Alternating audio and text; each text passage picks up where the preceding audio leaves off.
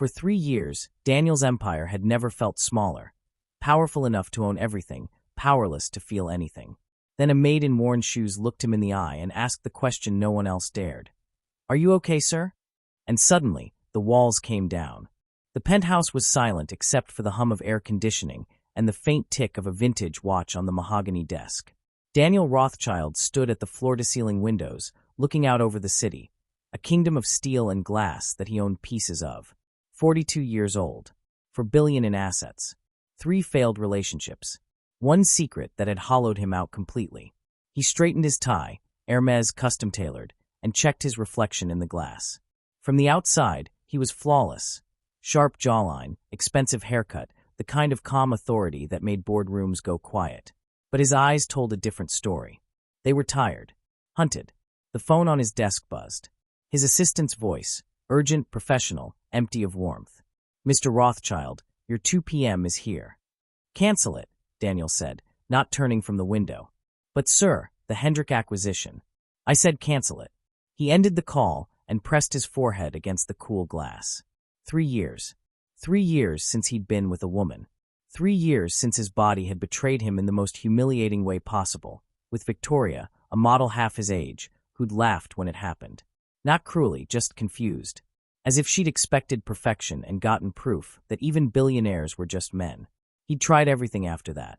Therapists who suggested stress management. Doctors who prescribed pills that made him numb.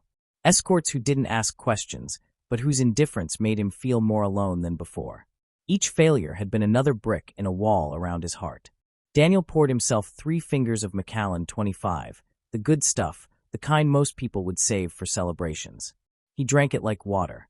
His reflection stared back at him, accusatory. "You can move markets. You can't move yourself." The bus was crowded at 6 a.m., and Elena Moreno stood wedged between a construction worker smelling of diesel and a teenager with loud earbuds. Her feet already ached, and she hadn't started her day yet. She clutched her worn leather bag, a gift from her daughter 3 years ago, before Maria had moved to California for college. The bag still held the faint scent of her daughter's coconut shampoo. Elena breathed it in like medicine. The job posting had said, "Live-in housekeeper wanted for Manhattan penthouse. Discretion required. Excellent salary." Elena had taken it the same day, despite warnings from her sister Rosa. "A millionaire's house?" Rosa had said, shaking her head. "You'll be cleaning up after parties. Worse, cleaning up after women. It's not respectable."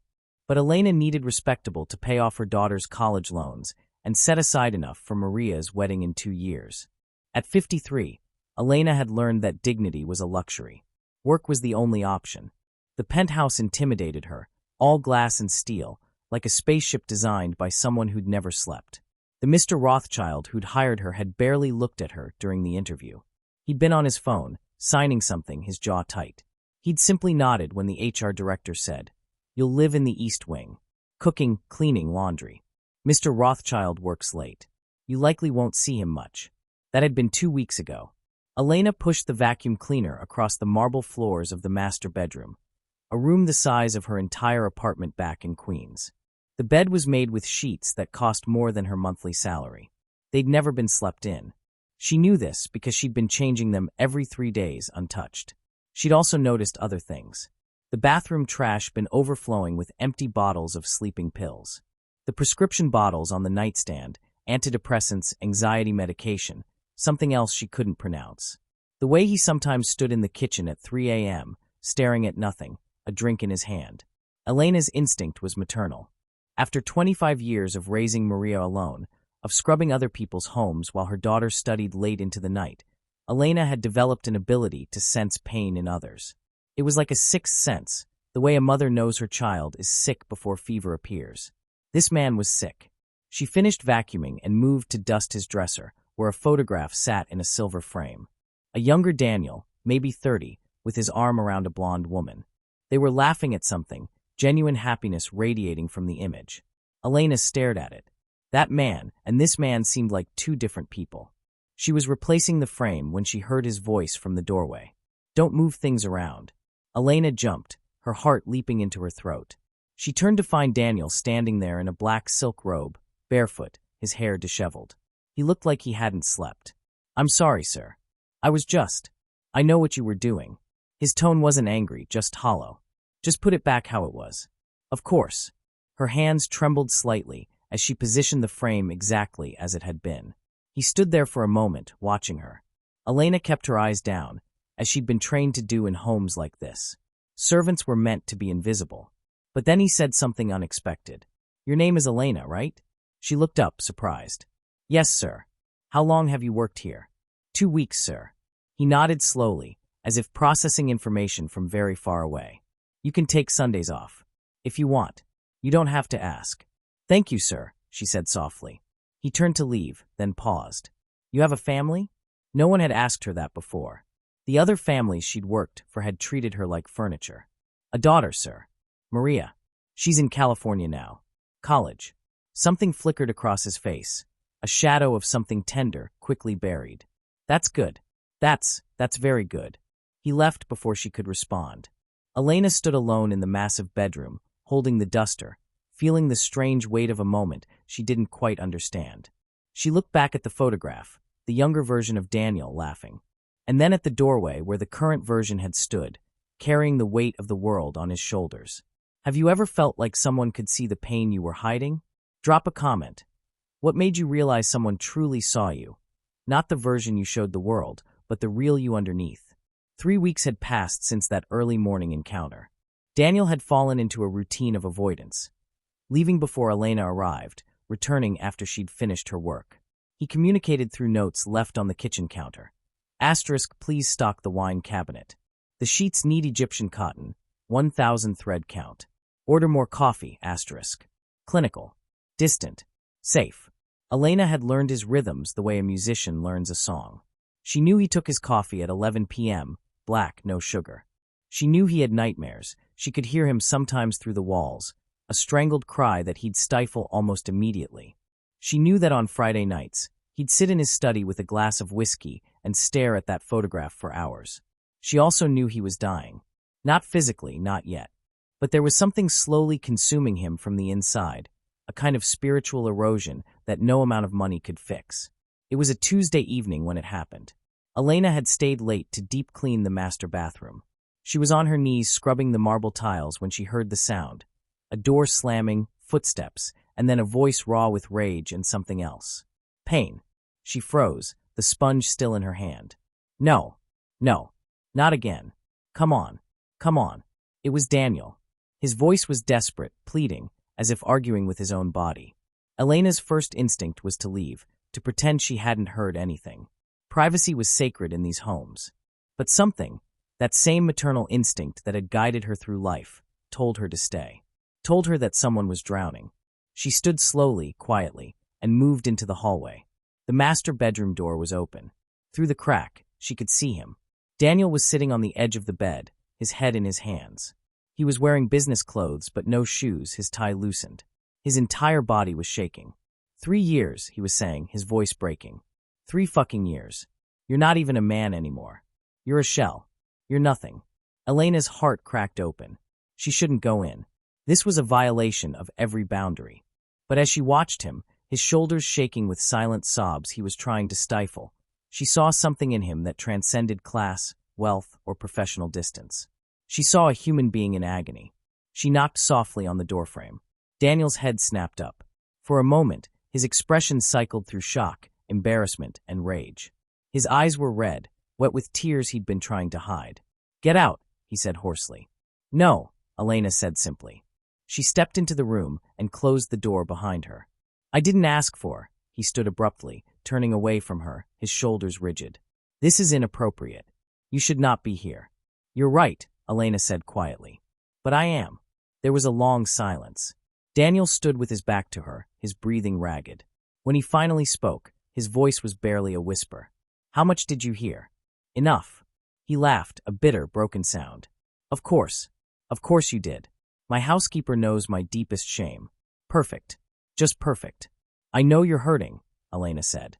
She remained standing by the door, giving him space, but her voice was steady. "I know something is broken inside you, and you're trying very hard to fix it alone." Daniel turned to face her, and she saw the full measure of his despair. He looked smaller than he had before, the expensive suit hanging on him like a costume, the authority gone from his posture. "You don't know anything about me." "No," Elena agreed. "But I know pain. I've lived with it. I've cleaned up after it. I've swallowed it down and kept working because I had to. And I know that when you carry it alone for long enough, it poisons everything." "Don't," Daniel said, his voice rough. "Don't try to comfort me. You can't fix this. Nobody can." "Maybe not," Elena said. She moved slowly into the room, as if approaching a frightened animal. "But you don't have to fix it alone. You don't understand. What I'm dealing with, it's not something you can understand. It's not about money or therapy or any of that bullshit."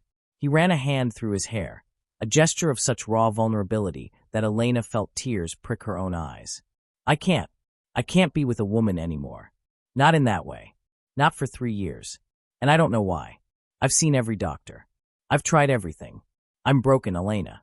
Fundamentally broken." The confession hung in the air between them. Elena felt the weight of it, the shame, the isolation, the desperate loneliness of someone who'd been taught that vulnerability was weakness. She took another step closer. "You're not broken. You're wounded. There's a difference. How could you possibly know that?"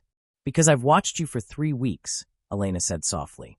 "I've seen you stand at that window for hours, looking at the city like it's a prison. I've heard you at night. I've found your bottles and your pills and that photograph of a man who knew how to smile." She paused, choosing her words carefully. "And I've seen how you treat me. With kindness. With respect. With questions about my daughter. That's not a broken man. That's a good man who's forgotten how to believe in himself." Daniel stared at her, his eyes searching her face as if looking for deception and finding none. "Why would you care?" he asked finally. "You're my employee. I'm just a paycheck to you." "You're a human being," Elena said. "That makes you worth caring about." She watched as something shifted behind his eyes. A crack in the wall. A moment where he allowed himself to consider that maybe, just maybe, he wasn't as alone as he believed. "I don't know how to." He started, then stopped. "I don't know how to let anyone in." "Then don't," Elena said gently. "Just let me sit with you. Sometimes that's enough." She moved to the window seat and sat down. She didn't look at him. She simply sat in the quiet, her presence a steady anchor. After a long moment, Daniel slowly sat down across from her. They didn't speak. They didn't need to. In the silence between them, something began to shift. A door, long locked, creaked open. For the first time in 3 years, Daniel didn't feel completely alone. Sometimes the people closest to us can't see our pain, but a stranger can. Have you ever had someone unexpected show up for you? Comment below. Who saw you when you couldn't see yourself? Asterisk. The morning after, Daniel pretended nothing had happened. Elena found a note on the kitchen counter in his precise handwriting. "Please return to your normal schedule. Do not enter the master bedroom unless absolutely necessary. Dr." She stood in the kitchen, the note trembling slightly in her hand, and felt the familiar sting of rejection. She'd overstepped. She'd violated the sacred boundary between employer and employee, and now he was shutting her out, the way powerful men always did when they realized they'd shown weakness. But what Elena didn't know was that Daniel was spiraling. He locked himself in his study for 2 days, ostensibly working, though his assistant reported that no calls were being made, no emails answered. He consumed an entire bottle of Macallan, then another. He'd allowed Elena to see the truth, and now that truth was consuming him with shame. "You let her see you crying like a child." The voice in his head was merciless. "You let the maid know you're a failure. By tomorrow, she'll tell everyone. The staff will know. The tabloids will know. Billionaire can't perform in bed." Imagine the headline. But it was more than that.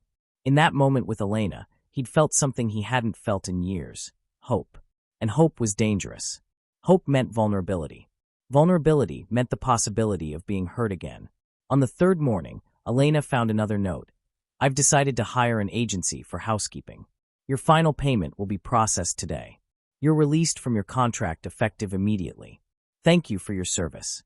Elena read it twice, then a 3rd time, as if the words might change. They didn't. She packed her meager belongings into a duffel bag, a few clothes, her daughter's letters, the worn photograph of her and Maria at her high school graduation. She moved slowly through the penthouse, each step heavy with the weight of something unfinished. She was wheeling her suitcase toward the elevator when she heard his voice. "Elena." Daniel stood in the hallway, still in yesterday's clothes, unshaven, his hair disheveled. He looked like he hadn't slept. "I received your note," she said quietly, not turning to face him fully. "I know. I understand. I was inappropriate. I crossed a line, and I apologize." "You didn't," Daniel started, then stopped. He pressed his palm against the wall, as if physically holding himself together. "That's not why I sent it." Elena turned to look at him fully. "Then why?" "Because you saw me," he said, his voice tight. "You saw what I am, and I can't. I can't live with that. Every time I look at you, I'll see that moment. I'll see myself broken on that bed. And I can't do it. I won't do it. Mr. Rothschild." "Don't," he cut her off harshly. "Don't call me that. Don't make this into something it's not. What happened yesterday was a moment of weakness. A moment where I forgot who I am. I'm not some man who needs to be saved by his housekeeper. I'm someone who builds empires, who doesn't let anyone in, who doesn't need." His voice cracked. "I don't need anyone." Elena watched him struggle, watched him rebuild the walls brick by brick, fortress by fortress. She recognized this pattern. She'd seen it in her own life.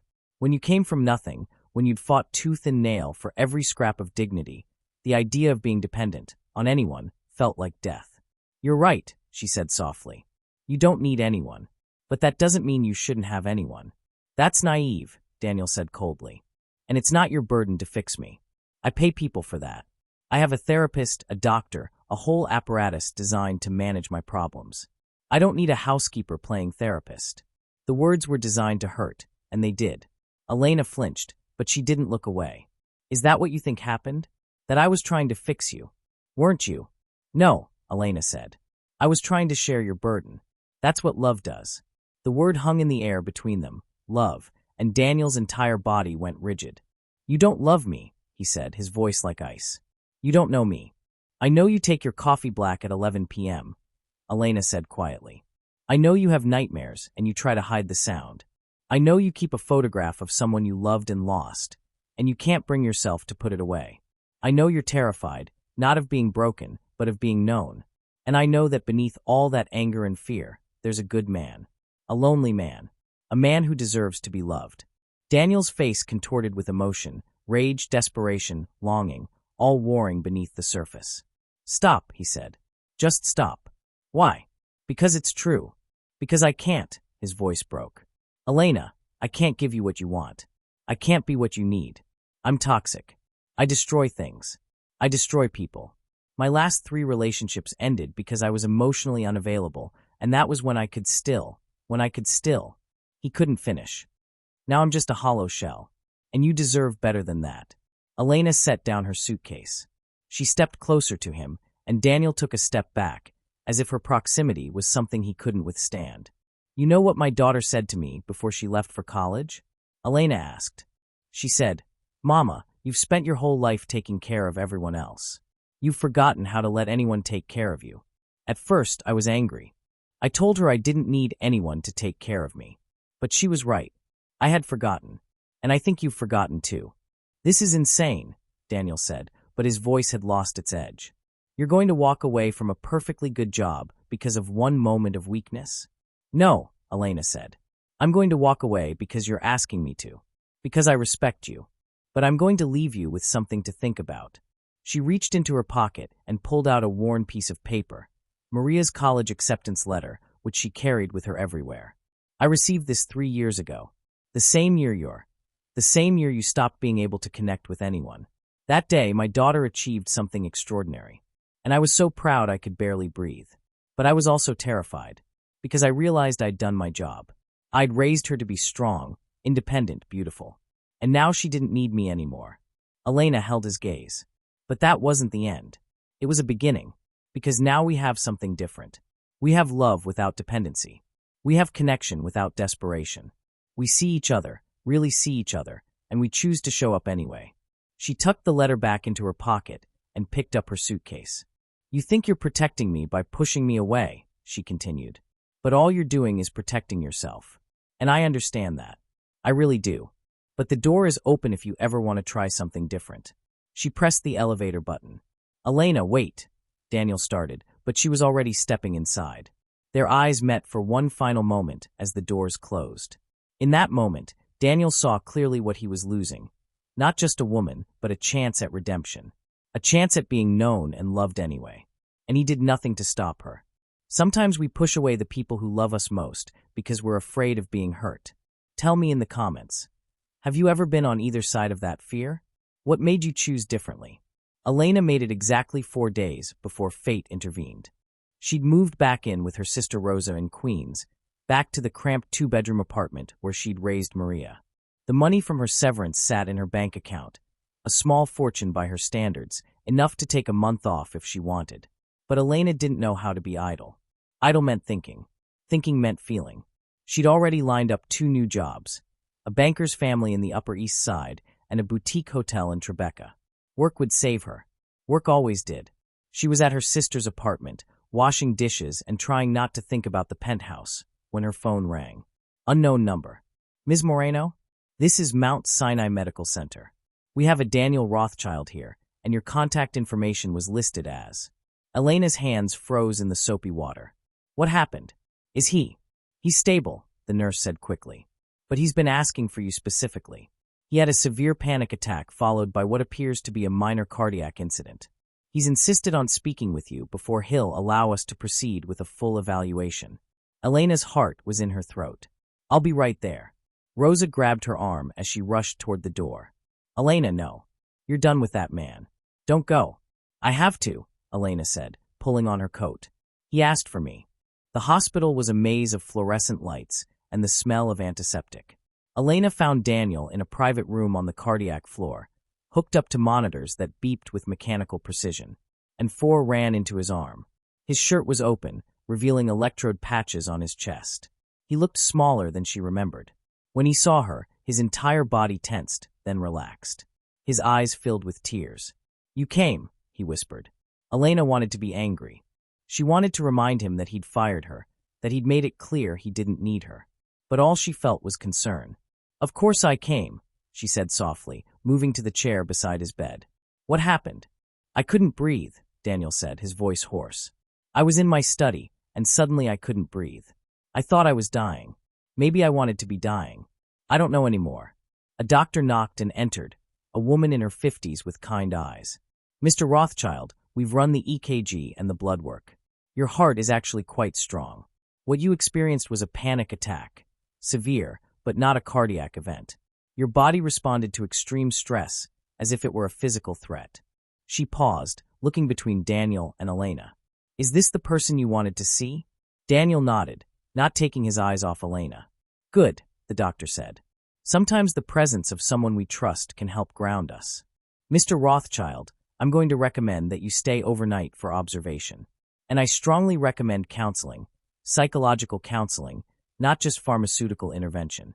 What you're experiencing goes beyond clinical depression. There are deeper wounds here. After the doctor left, there was a long silence. I'm sorry, Daniel finally said. For everything. For firing you. For being cruel. For pushing you away. Elena didn't respond immediately. She took his hand, it was cold, trembling slightly, and held it. Why did you ask for me? She asked.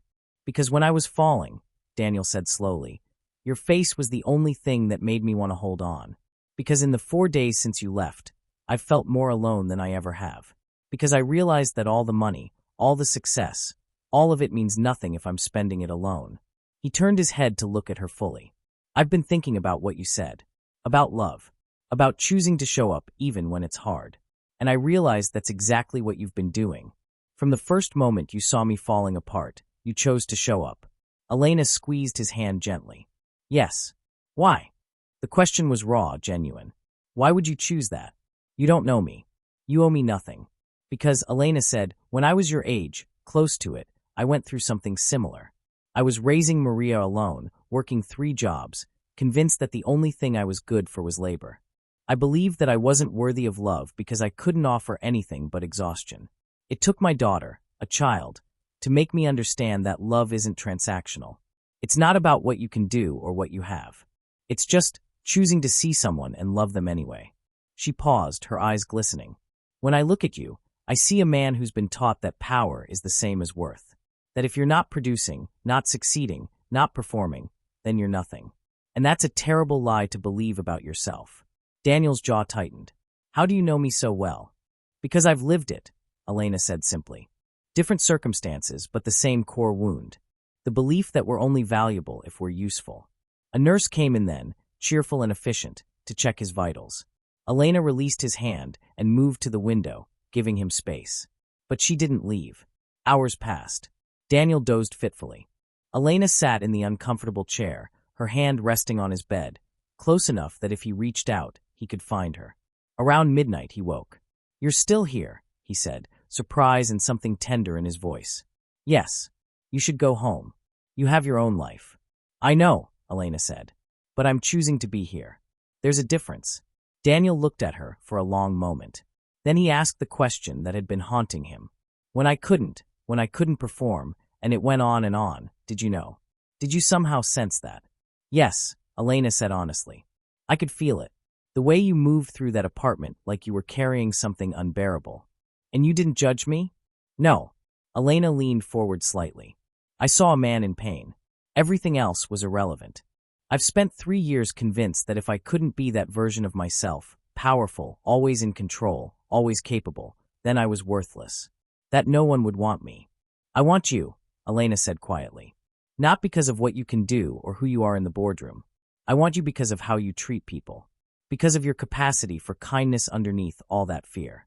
Because of who you are when you're being honest." Daniel reached out and took her hand. This time, he didn't let go. "Stay," he said. "Not as an employee. Just stay." "Okay," Elena whispered. They sat like that through the night. Daniel in his hospital bed, Elena in her chair, their hands connected across the space between them. And for the first time in 3 years, Daniel Rothschild felt the smallest spark of hope that maybe, just maybe, he wasn't beyond redemption. Daniel was released from the hospital the next morning with instructions to follow up with a cardiologist and a psychiatrist. He'd tried to convince Elena to leave, to go back to her own life, but she'd simply shaken her head and said, "Not yet." They sat in his penthouse. The first time Elena had been back since she'd packed her suitcase. Everything felt different now. The cold glass and steel seemed less imposing, more like a tomb that had been waiting for someone to bring it back to life. Daniel made tea. It was a small gesture, but Elena noticed. He was trying. They sat on the couch overlooking the city, the afternoon light casting long shadows across the room.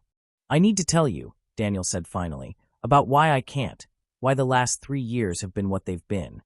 Elena waited, patient. She knew that some stories took time to emerge. "Victoria," he said, the name heavy with history. "The woman in that photograph, not the blonde. The other one. The one I kept on my nightstand." He stood and walked to the bedroom, returning with a different frame. This photograph showed a woman in her 30s, dark hair, laughing in front of the Eiffel Tower. Her name was Sophie. We were together for 8 years. She was an artist, a painter. She didn't care about my money. In fact, she hated it. She said it was a wall between us and the real world. She wanted me to sell everything and travel with her, paint murals, live simply. He paused. I loved her. I actually loved her. Elena could hear the heartbreak in his voice, even though years had passed. "What happened?" she asked softly. "I couldn't do it," Daniel said. "I couldn't walk away from the business. My father had built the original company, and I'd expanded it into what it is today. It was my identity, my legacy. The idea of abandoning it felt like abandoning who I was." He sat back down, the photograph resting on his knee. "Sophie gave me an ultimatum. Her or the company. And I chose the company." His voice broke slightly. "I chose the company, Elena. I chose money and status and legacy over the woman I loved." "Oh, Daniel," Elena whispered. She left. She went to Barcelona and married someone else. An architect. Last I heard, they had 2 children. She's happy. Really happy. He looked at the photograph. And I told myself it was for the best. That I'd made the right choice. That love was just an illusion, and business was real.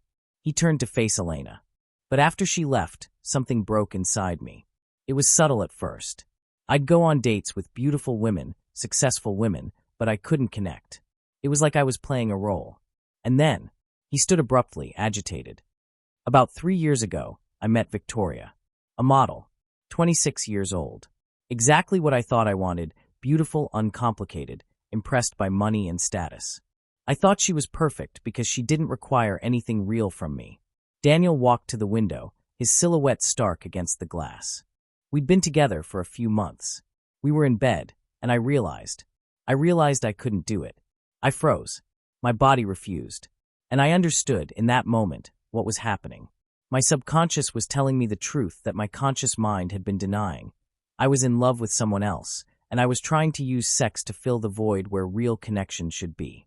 Sophie, Elena said quietly. Yes, but it wasn't just Sophie. It was what Sophie represented. The possibility of being truly known by another person. Of being loved not for what I could provide, but for who I was underneath. He turned back to face her. After that night with Victoria, I couldn't do it again. Not with her, not with anyone. My body was rebelling against the lie I was trying to live. For 3 years, I've been spiraling, trying to fix it with doctors and therapists and pills. But nothing worked because the real problem wasn't physical. It was spiritual. It was about my refusal to be vulnerable. Elena stood and moved to him. She placed her hand on his chest, feeling his heartbeat beneath her palm. Why are you telling me this now? She asked. Because, Daniel said, his voice thick with emotion. When I was on that hospital bed, convinced I was dying, the only thing I regretted was not being brave enough to love you. Not even trying. Daniel, let me finish, he said. You asked me why I came to you. Why I asked for you. It's because in the 4 days you were gone, I realized something. You didn't ask me to change. You didn't try to fix me or mold me into something I wasn't. You simply saw me, all of me, the broken parts included. And you didn't run. That's when I understood what love actually is. He took her face gently in his hands. It's not about performance. It's not about being capable or successful or having it all figured out. It's about showing up over and over, even when it's hard. Especially when it's hard. And you did that for me when you barely knew me. Elena felt tears streaming down her face. I saw someone worth saving. I'm not worth saving, Daniel said. I'm just a man. A flawed, broken man who's finally learning how to be honest about it. That makes you infinitely worth loving, Elena said. Daniel kissed her then, not passionately, but tenderly, with the kind of vulnerability that comes from finally allowing someone to see your truest self. When they pulled apart, he said, I want to try. I want to be the man you saw in me. Not because I need to perform or prove anything, but because you've shown me what's possible. Connection. Real connection. Elena rested her forehead against his. We'll figure it out together. I'm terrified, Daniel admitted. Of failing you. Of not being enough. You're already enough, Elena said. You've been enough since the moment you let me see you cry. They held each other as the afternoon light shifted across the penthouse. And for the first time, Daniel wasn't running from the pain. He was running toward something real. The weeks that followed were tentative, fragile, like watching a wounded animal learn to trust again. Daniel returned to work part-time, his assistant startled by the change in him. He canceled 3 acquisitions that didn't align with his values. He donated $50 million to art education programs, inspired by Sophie's memory. He was becoming someone new, not abandoning who he'd been, but integrating the parts of himself he'd kept locked away. Elena moved back into the penthouse, but this time it was different. Daniel had cleared out the East Wing suite and converted it into a studio for her. When she'd asked what it was for, he'd simply said, I want you to have a space that's yours. A place where you can dream. She'd cried when she saw it. Now, on a Thursday evening, they sat on the kitchen island, Daniel teaching Elena how to cook his mother's lasagna, a recipe he hadn't made in 20 years. It was a simple thing, but it felt monumental. He was sharing pieces of his past, trusting her with his history. My mother died when I was 19, he said, layering pasta sheets. She was the one who loved unconditionally. My father, he was all business. He taught me that emotions were liabilities, that the only thing that mattered was the bottom line. Elena listened as she stirred the sauce, the aroma filling the kitchen with warmth. After she died, I became my father's son completely. I buried everything soft inside me. I told myself it was weakness. Daniel looked at his hands, covered in flour. I think that's why I couldn't stay with Sophie. She reminded me of my mother, free-spirited, unafraid to live authentically. And that terrified me because it meant I'd have to feel things. Do you regret it? Elena asked gently. Leaving her. Every day for 3 years, Daniel admitted. But now I think maybe it had to happen the way it did. Because if I hadn't lost Sophie, I wouldn't have hit rock bottom. I wouldn't have been broken enough to finally admit I needed help. I wouldn't have met you.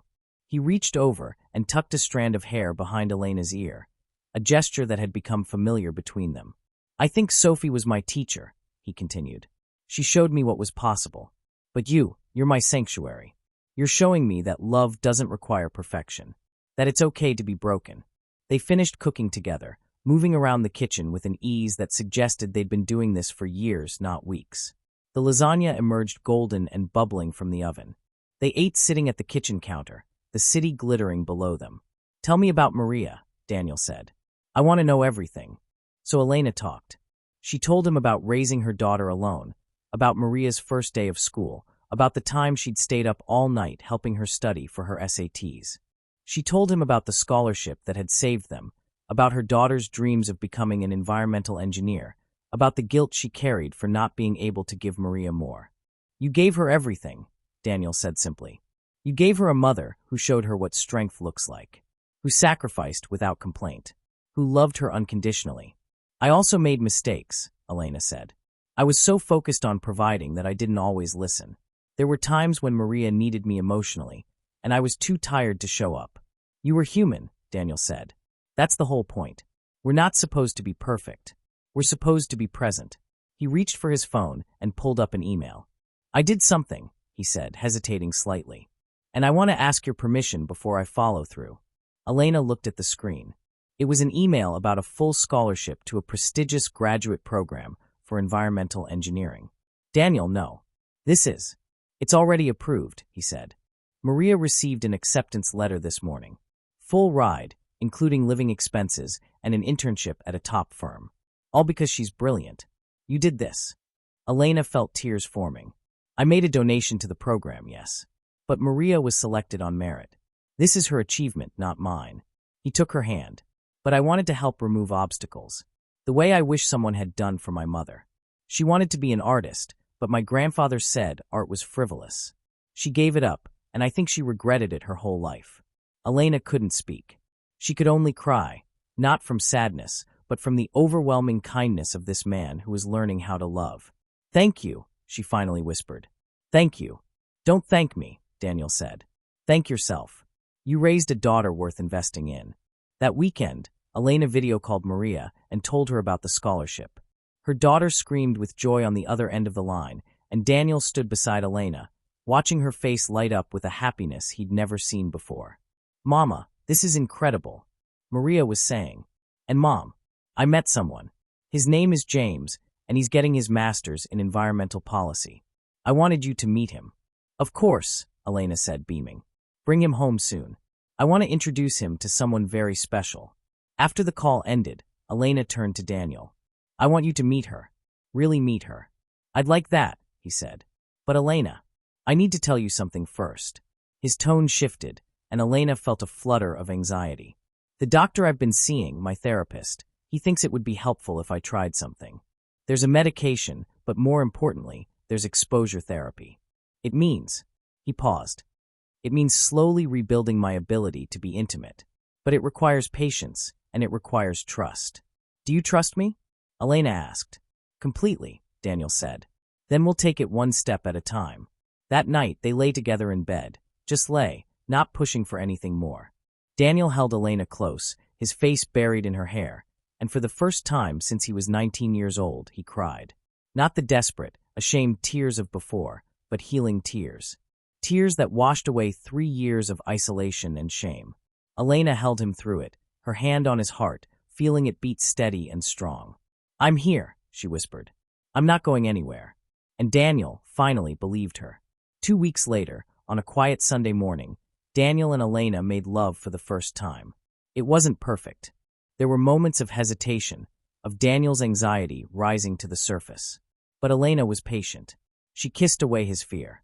She whispered affirmations into his skin. And when he finally let himself be present, when he finally allowed himself to feel without judgment, something profound shifted inside him. Afterward, as they lay intertwined, Daniel said, I thought I was broken forever. You were never broken, Elena said, tracing patterns on his chest. You were just lost. And now you're found. 3 months into their relationship, everything came undone. It started with a phone call. Daniel was in a board meeting when his assistant interrupted with an urgent message. His face went pale as he read it on his phone, and he excused himself without explanation. Elena found him later that evening, standing on the balcony in the dark, a drink in his hand. He'd been drinking a lot lately, not like before, but enough that she'd noticed. "What's wrong?" she asked, moving beside him. "My ex-wife is getting remarried," he said flatly. "The woman I was with before Sophie. Before all of this." Elena knew about Diana. They'd been married for 3 years in his 30s, a union built on convenience and compatible ambition rather than love.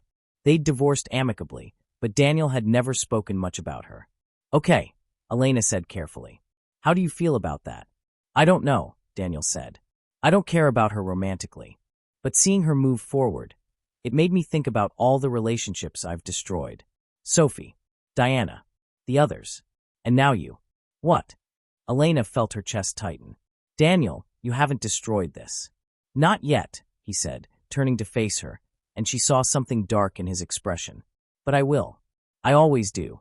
"That's not true, isn't it?" His voice had an edge now, the vulnerability from before hardening into defensiveness. "I'm good at one thing, Elena.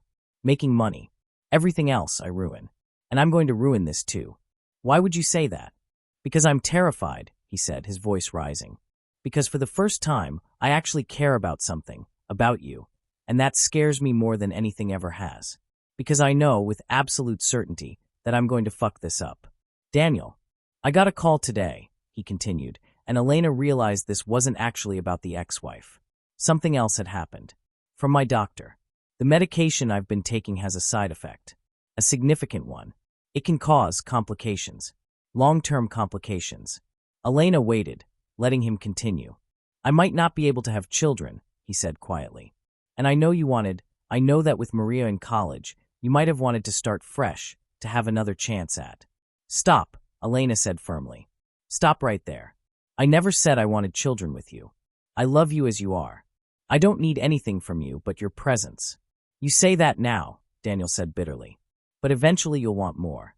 Everyone does. Everyone leaves when they realize I'm not enough." He drained his drink and poured another. "You're not leaving because of me," Elena said, her voice steady despite the fear rising in her chest. "You're leaving because you're scared. And you know what? That's okay. Fear is valid. But don't use me as the excuse." "I'm not using you." "Yes, you are," Elena said, and now there was anger in her voice. "You're doing exactly what you did 4 months ago. You're pushing me away before I can hurt you. You're creating a narrative where I'm the one who will inevitably leave, so you get to leave first and maintain control." Daniel's face flushed. "You don't know what you're talking about." "Don't I?" Elena stepped closer, her eyes blazing. "I've spent 53 years watching people do this. Run toward their own pain because at least it's familiar. At least they can control it." She paused. "I raised my daughter not to do that. I taught her to face her fears. And I won't let you teach me anything different." "This is pointless," Daniel said, turning away. "You should leave. Pack your things and go back to Queens. Find someone who isn't completely broken." The words hung in the air like a physical blow. Elena felt them land, felt them burrow into her chest. She'd known this moment might come. She'd prepared for it intellectually. But preparation didn't make it hurt any less. "Okay," she said quietly. Daniel turned, surprise flickering across his face. "What?" "If that's what you want," Elena continued, her voice steady even as tears streamed down her face, "then I'll leave. I won't fight you anymore. I'm tired of fighting for someone who won't fight for themselves." She turned and walked toward the bedroom. "Elena, wait." Daniel reached for her, but she pulled away. "No," she said. "You made your choice. I'm making mine now. I'm choosing to respect your decision, even though it breaks my heart." She packed methodically, her hands shaking as she folded clothes. Daniel stood in the doorway, watching, his face a mask of anguish. "I'm sorry," he said. "I didn't mean." "Yes, you did," Elena said, not turning around. "And that's okay. Sometimes people mean the cruel things they say. Sometimes the fear is just too big." She zipped her suitcase and turned to face him one last time. He looked devastated, more devastated than he'd looked in the hospital that night months ago.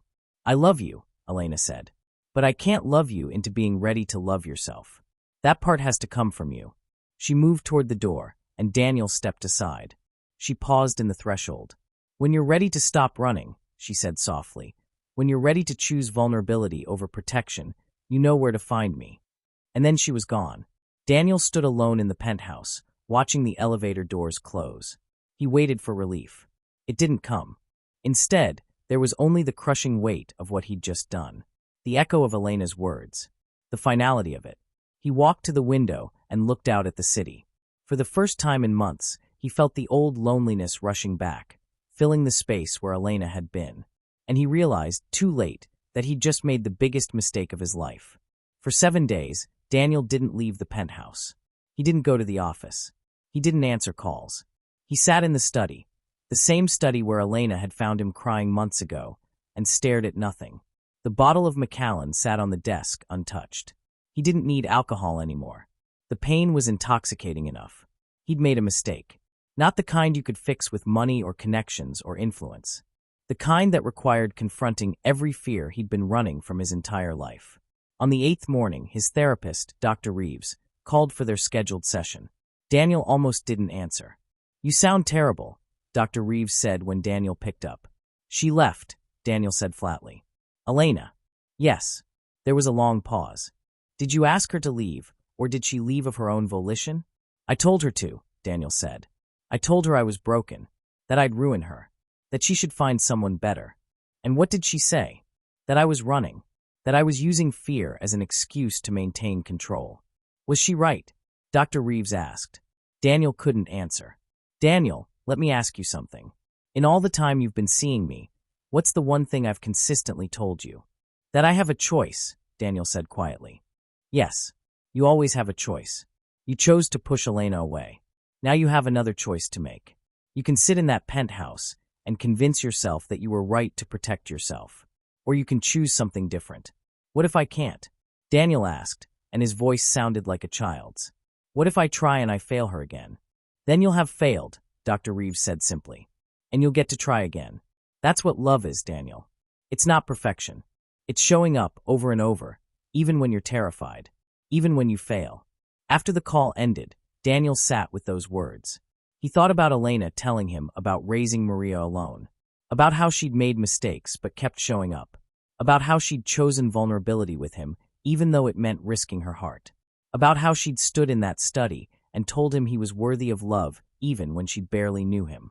And he realized something that shifted his entire understanding of what had happened. Elena hadn't left because she'd given up on him. She'd left because she loved him enough to refuse to enable his self-destruction. She'd left because she valued herself, because she knew that she couldn't save him, and she wouldn't sacrifice her own dignity trying. It was the most loving thing anyone had ever done for him.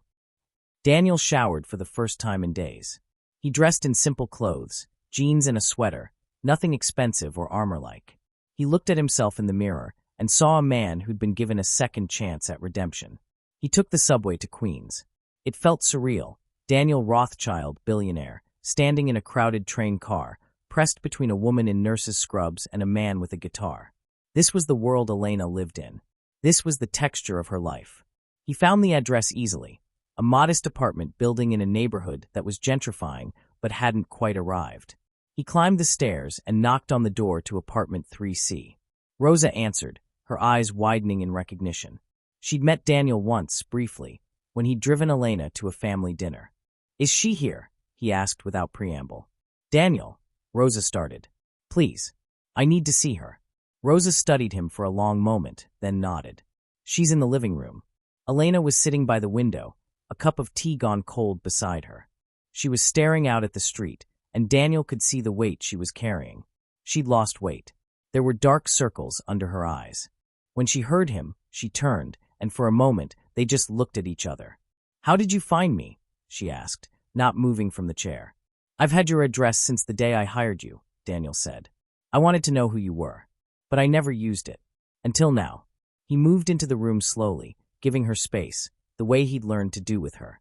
"I'm not going to ask you to come back," he said. "I'm not going to try to convince you that I've changed or that everything will be different.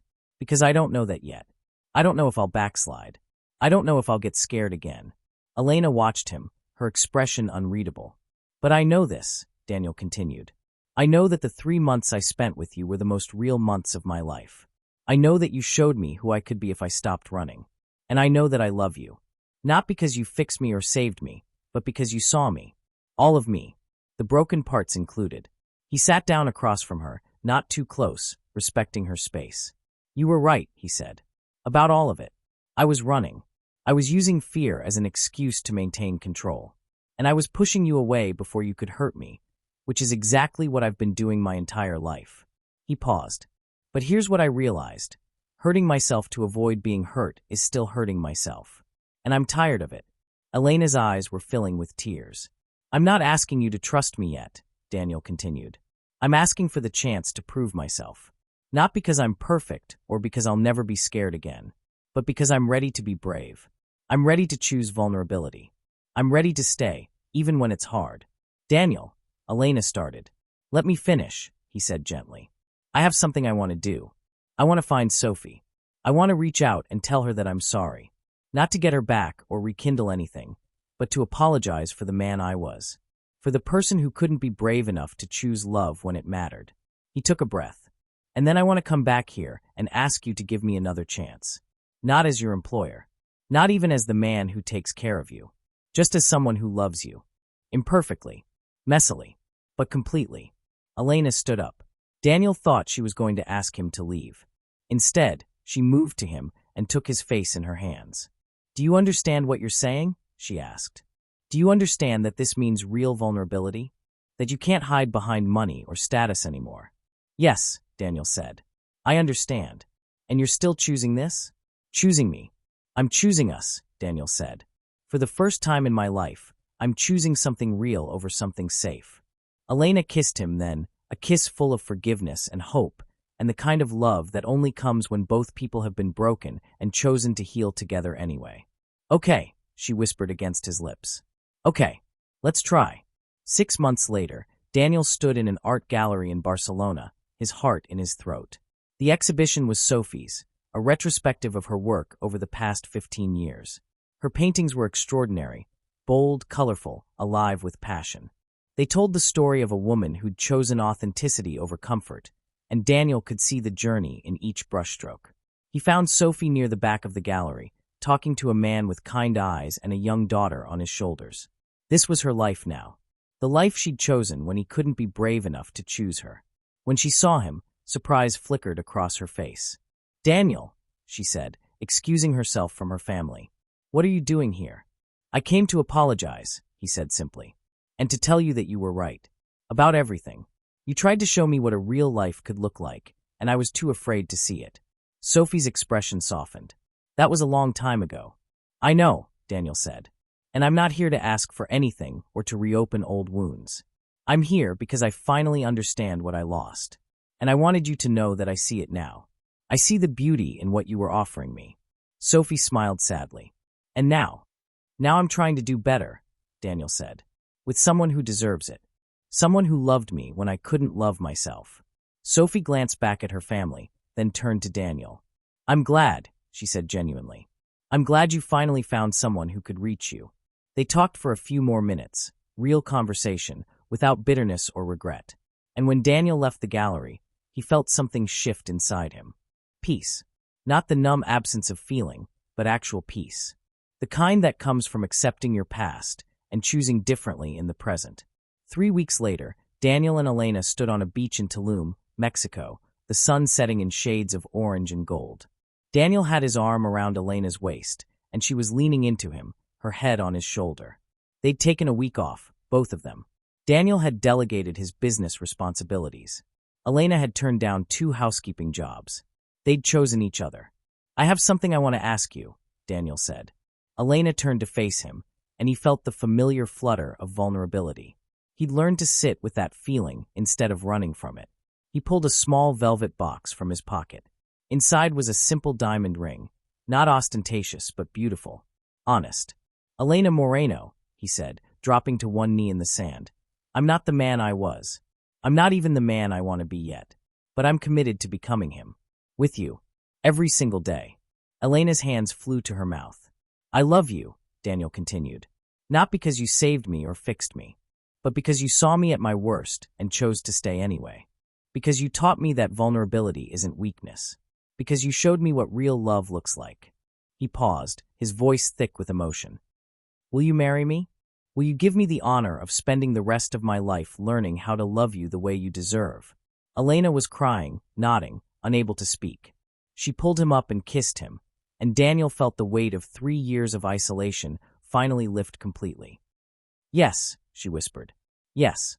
1,000 times yes. The wedding was small and intimate, held in the penthouse, which they'd transformed together. The cold glass and steel had been softened with warmth. Flowers, candles, photographs of their families adorning the walls. Maria stood beside her mother as maid of honor, beaming with pride. James, her fiancé, was one of Daniel's groomsmen. Rosa cried happy tears from the front row.